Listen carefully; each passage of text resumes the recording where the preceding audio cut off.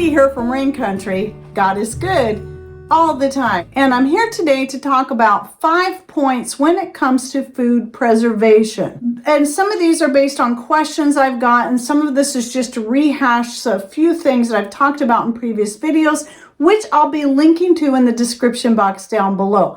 So the first thing is deciding what is best for you. Is it freezing, dehydrating, freeze drying, or canning? Again, we're talking about food preservation.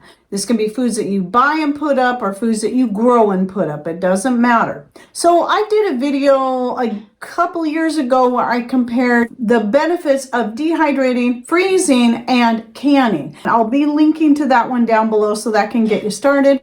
And I also did a video, I think it's been close to 2 years now, on dehydrating versus freeze drying. And please note that video was shot back before I started dehydrating eggs, cheese, bone broth, and even more meats than I've done in the past. So since even shooting that video, I've become even more sold that a freeze dryer is just not for me. But I go over some details I think those of you who are considering buying a freeze dryer should listen to, so that you can weigh out whether or not that's going to be worth it to you.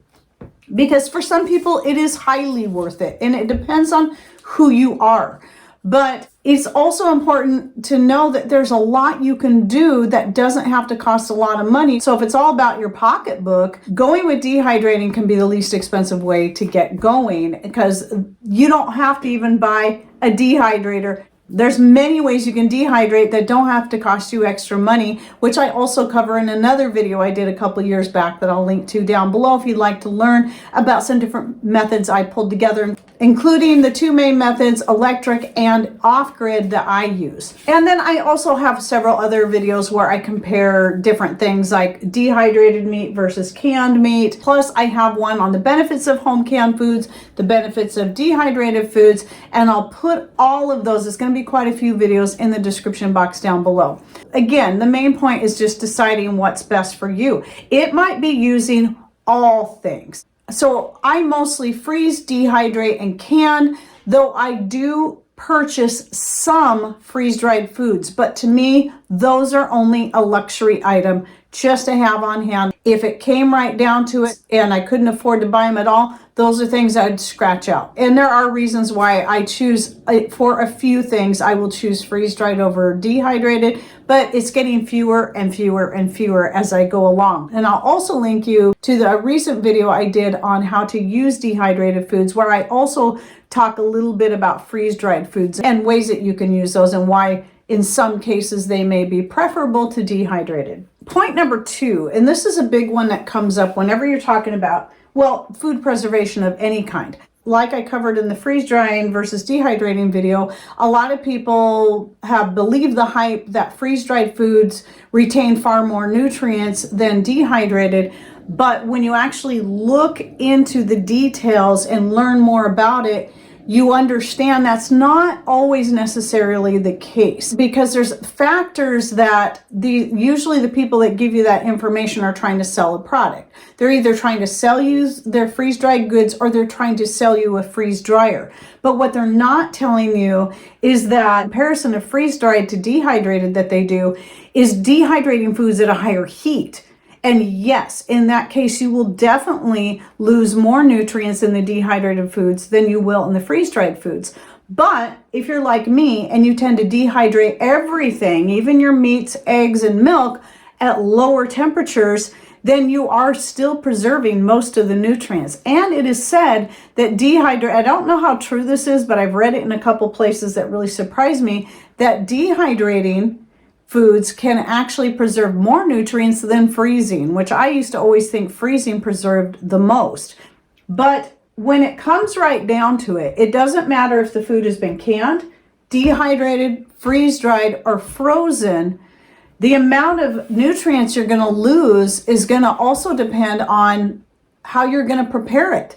So if you've got freeze-dried foods and you're putting up all these freeze-dried foods because they keep more nutrients, well, do you cook those freeze-dried foods, or are you eating them right out of the jar or the bag or the can that you get them in? Because if you're throwing them into goods that you're cooking, like into soups like I do, I like to use the freeze-dried organic non-GMO sweet corn from Mother Earth Products to put into a lot of my soups. I love that stuff. Since we have yet to grow a good sweet corn, that's my go-to right there. But once I throw it into that soup and start cooking it, any nutrients that would have been lost in dehydrating in the first place are still going to be lost when I go to cook it. So those are some things that you have to consider. Then the other thing is that some people will ask questions like the bone broth, for example. Bone broth is something I have been dehydrating now for a little over a year, and I love it. I love the way I can use it. And one person asked the question, well, wouldn't the dehydrating ruin the benefits of the bone broth? Well, what they fail to understand is that bone broth is made by cooking the bones down for 2, 3, maybe even 4 days. So any nutrients that are going to be lost in a heat type process, like vitamin C, vitamin A, a lot of your vitamins, if not all of them, but A and C are the first two to get burned off in heat. Those are going to be gone in the process of making the bone broth anyway. The purpose of the bone broth is to cook it down and draw the minerals and the gelatin out of those bones that we really need. The minerals and the collagen that's in those bones that can be very good for our gut health and so much more. And those are things that you can't cook out. And protein as well. They don't cook out, no matter how much you cook or heat something. You're just like your canned goods, you might not have a whole lot of vitamins left in them, but you're still going to have any of your carbohydrates, your protein, your minerals, and then in the case of the bone broth, your gelatin, your collagen, and then your calories, obviously, that you're going to need for energy. Those are still going to be in there. So just realize that even canned goods or bone broth that's been cooked for 3 days and then dehydrated, the dehydrating certainly, since it's dehydrating at a lower temperature, that's the way I do it, it's certainly not going to ruin any of the benefits of the bone broth in the first place. And the same can be said of anything else, really. And then what you have is, what about nutrient loss in storage? Well, it's still going to be the same thing.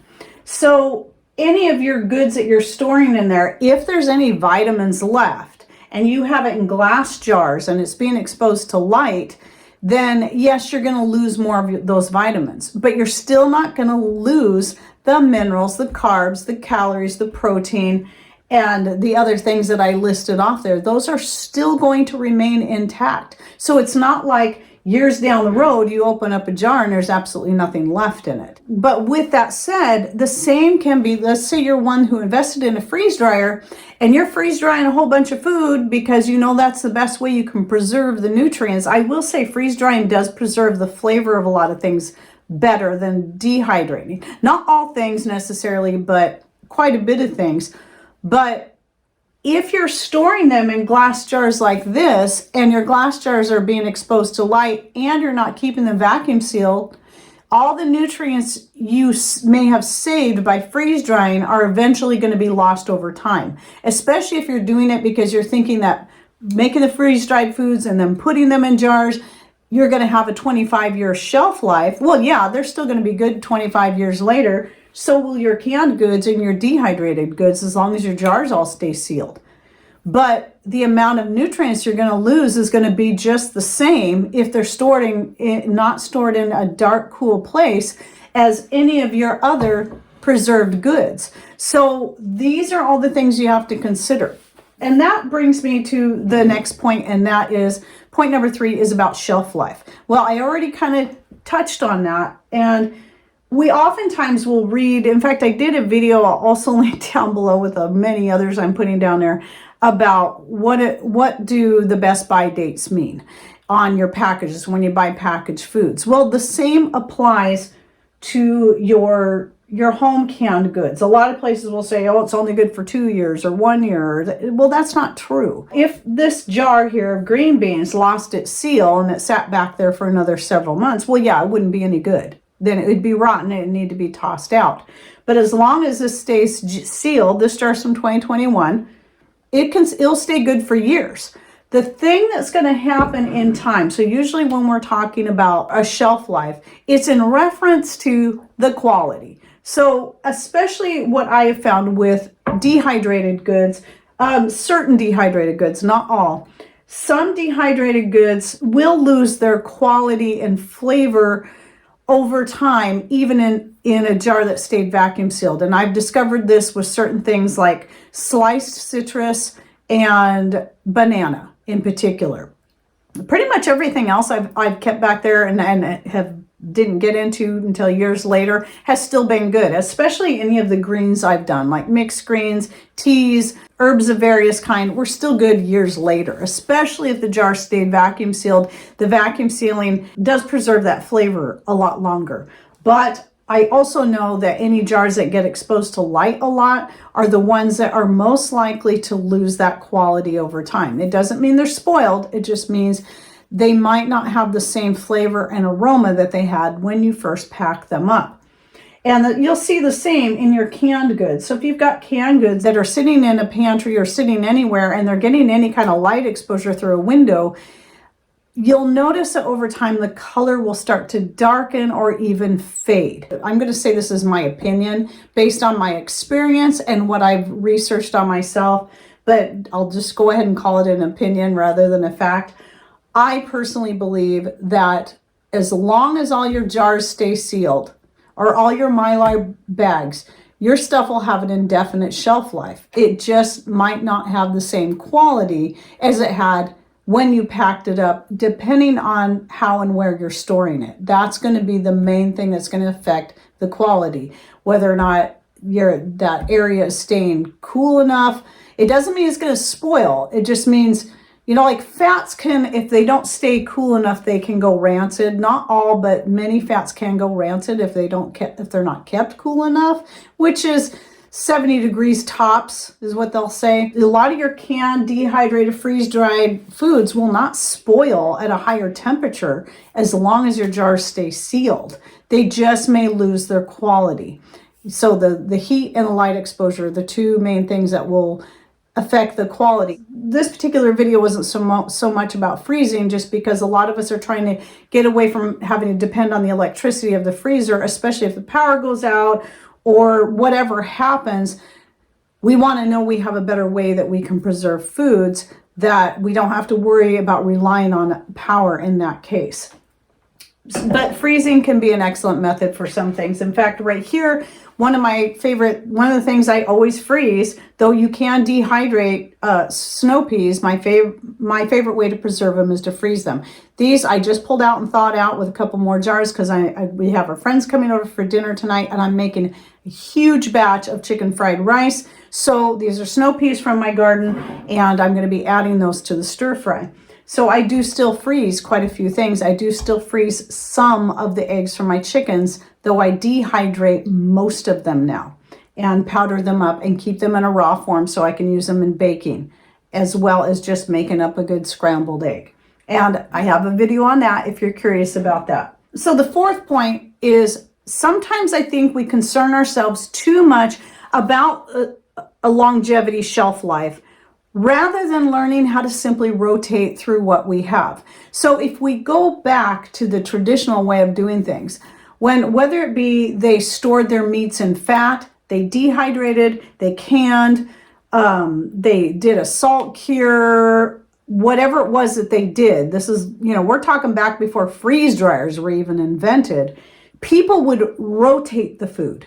They would work through it within a year, because a lot of us people that are, not only trying to be more self-sufficient, but also looking at preparedness, we're wanting food that's going to last for many years. I get that. And I do have some foods that I have stored up in a certain place, a cool, dark place that I want to last for many years so I can forget about it.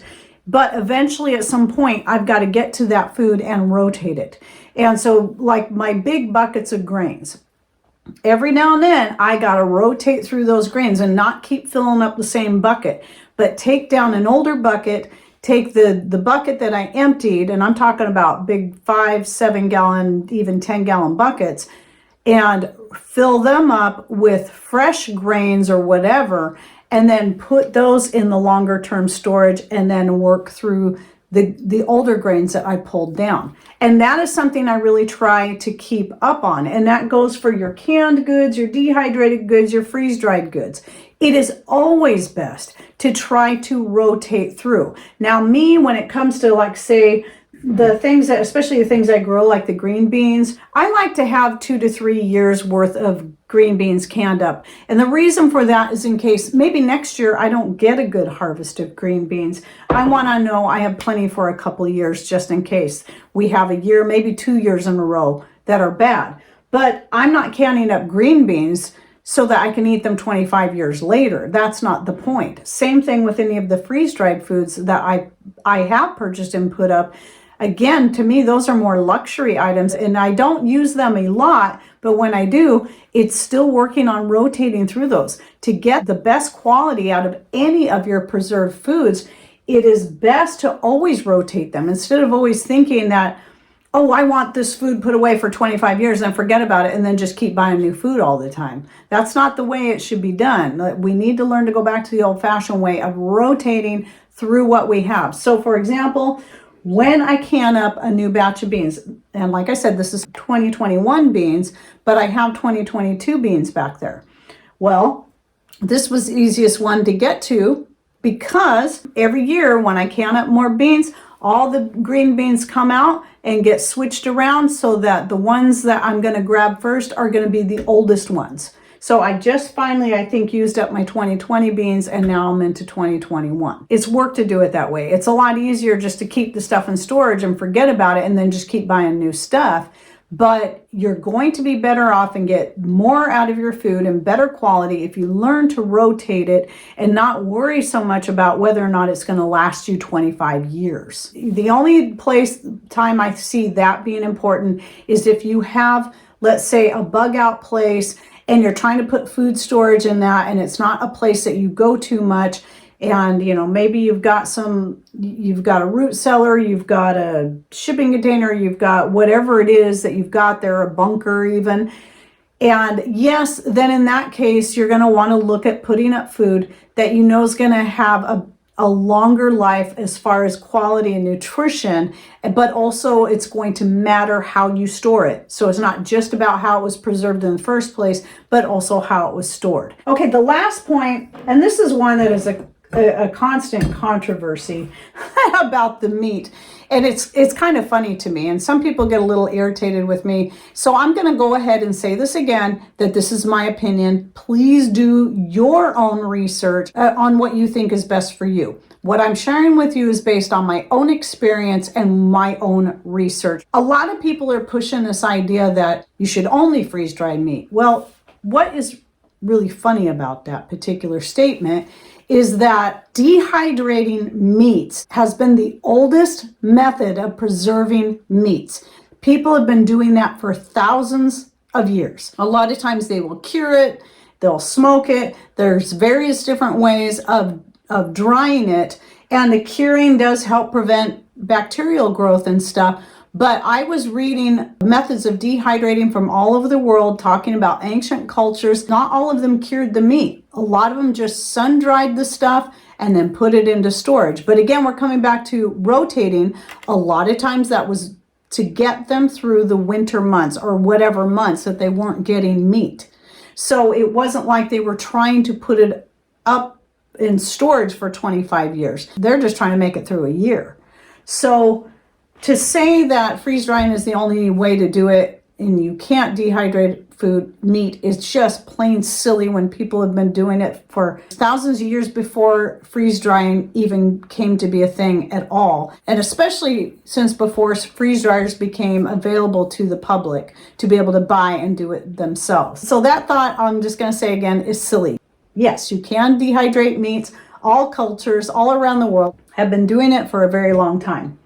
So the other question then comes to vacuum sealing dehydrated meats that have fat in them, let's say like this Italian chicken sausage, which is definitely a much lower fat ratio than any kind of pork sausage you're going to have.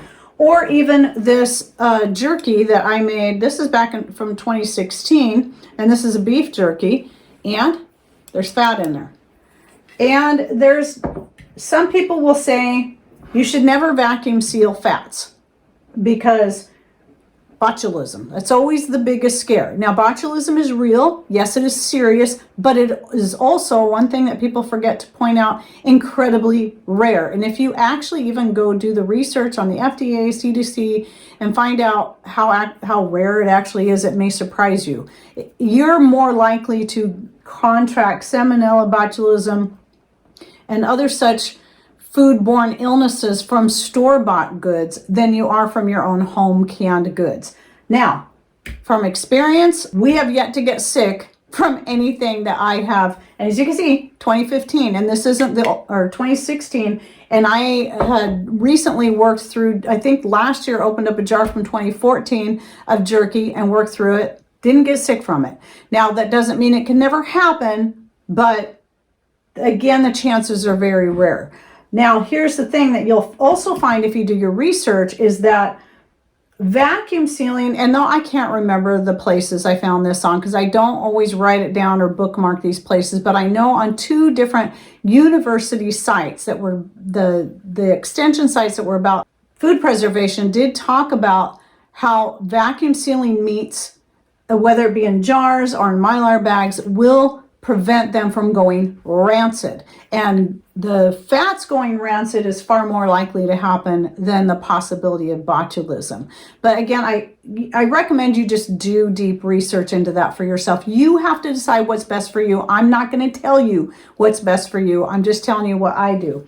I understand people's concern, especially if all you listen to is what the government has to say and you live by their constant demands and requirements and all that. Then yes, I understand. You're going to be afraid of a lot of that stuff. I get it. And you got to make the choice that's best for you.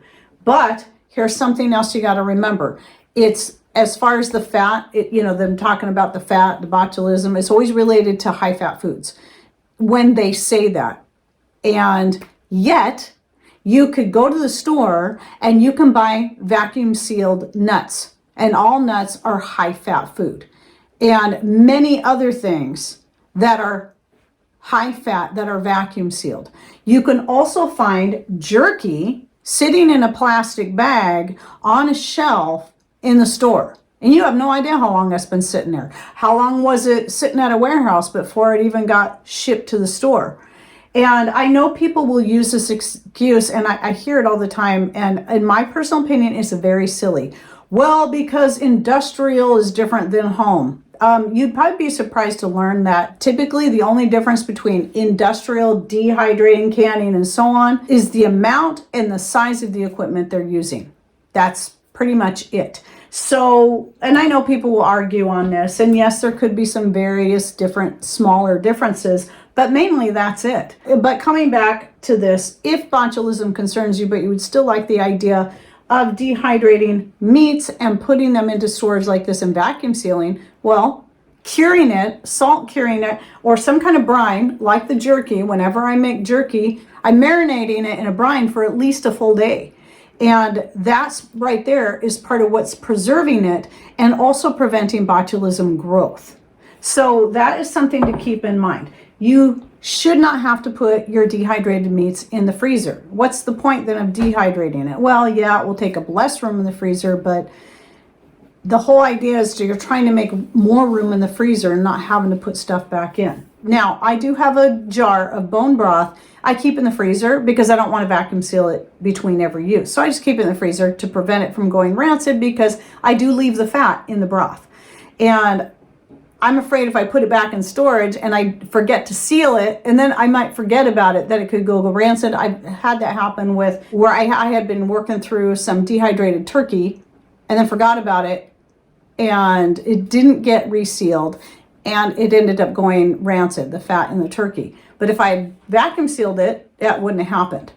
So I find it best if I'm working through something like that, I do stick that one jar in the freezer just so that doesn't happen, especially if I forget about it for a long period of time. So anyway, this video is ending up being longer than I had meant it to be, and I'm sorry about that, but I hope that I covered all these points in a way that is understandable. And again, a lot of this is my opinion and experience. You've got to decide what's best for you and your family. Just because I say it, just because some other channel says it, just because this doctor over here or that scientist over there says it, does not mean it's the best for you. And always learn, just like with anything, to do your own research and find out for yourself. And you know what I recommend more than even just looking at what the USDA or the FDA says? Learn about how people used to do things many years ago, at least 100 years ago, if not 200 years ago or 1,000 years ago, and not just in your own country, but in countries all over the world, just like the research I did on dehydrating meats from all over the world. That was quite interesting to learn about that. So I think that will help give you an idea there. That, to me personally, I think that's the best way to look at it. Okay, well, I hope you enjoyed this video, and any thoughts and ideas you would like to share below. And be nice, by the way. Please put those in comments down below. And thanks for watching. Take care, and God bless.